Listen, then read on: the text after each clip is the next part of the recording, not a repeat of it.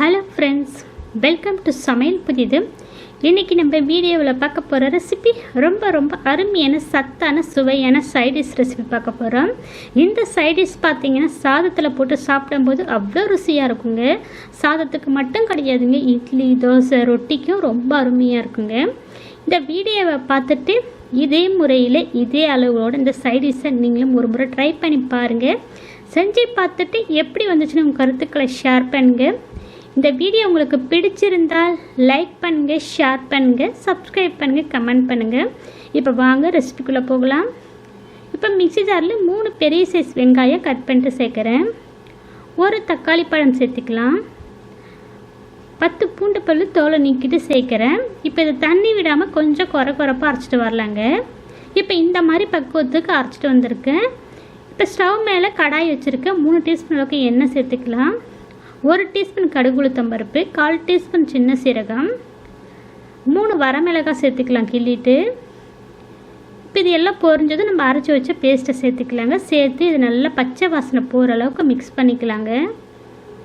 இப்போ இது நல்லா மிக்ஸ் பண்ணி மேலே மூடி போட்டு நல்லா ஒரு 3லேருந்து 4 நிமிஷத்துக்கு போல் நல்லா வதங்க விட்டுடுங்க. இடையில் கலந்து விடுங்க.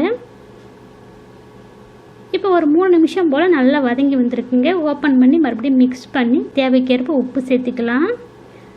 காரத்துக்கு 1 டீஸ்பூன் தனி மிளகாத்தூள், 1 டீஸ்பூன் மல்லித்தூள், 1/4 டீஸ்பூன் மஞ்சள் பொடி சேர்த்துக்கலாம்.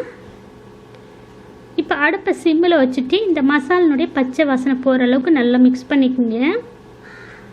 இப்போ இதனுடைய பச்சை வாசனை போனதுக்கப்புறம் இதை நம்ம கீரை சேர்த்துக்கலாம். ஒரு மீடியம் சைஸ் கட்டு பாலக்கீரையே நல்லா சுத்தமாக அலசிட்டு பொடியாக கட் பண்ணிட்டு சேர்த்துருக்கேன். இப்போ கீரையை சேர்த்து நல்லா வதக்கிக்கலாங்க. இது நல்லா சுண்டு வர கீரை வந்து கம்மியாகிடுங்க. இதை நல்லா மிக்ஸ் பண்ணி தண்ணியெலாம் எதுவும் விடக்கூடாதுங்க. அந்த கீரையில் தண்ணி ஆல்ரெடி விடுங்க. அதனால் தண்ணி எதுவும் விடாமல் நல்லா மிக்ஸ் பண்ணி மேலே மூடி போட்டு ஒரு 5 நிமிஷம் போல் மிதமான தீயிலே வதங்க விடுங்க. இடையில கிண்டி விடணுங்க. இப்போ ஒரு 5 நிமிஷம் போல் நல்லா வதங்க விட்டுருக்கேன். இப்போ ஓப்பன் பண்ணி காமிக்கிறேன் பாருங்கள். நல்லா நம்ம எந்த அளவுக்கு கீரை கடாய் ஃபுல்லாக சேர்த்தோம் அது சுண்டி வர நல்லா கம்மியாகிடுச்சு பாருங்கள். இப்போ நம்மளுடைய பாலக்கீரை தொக்கு ரெடி ஆகிடுச்சுங்க. இதை நல்லா மிக்ஸ் பண்ணிவிட்டு அடுப்பை சிம்மில் வச்சுடுங்க.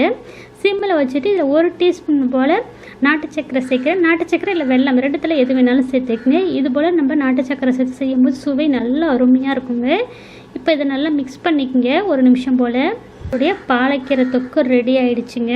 இப்போ நம்மளுடைய பாலக்கீரை தொக்கு ரெடி ஆகிடுச்சுங்க. நம்ம பாலக்கீரையில் பொதுவாக கீரை கடைச்சி சாப்பிட்ருப்போம். இது போல் தொக்கா செய்து பாருங்கள். ரொம்ப விரும்பி சாப்பிடுவாங்க.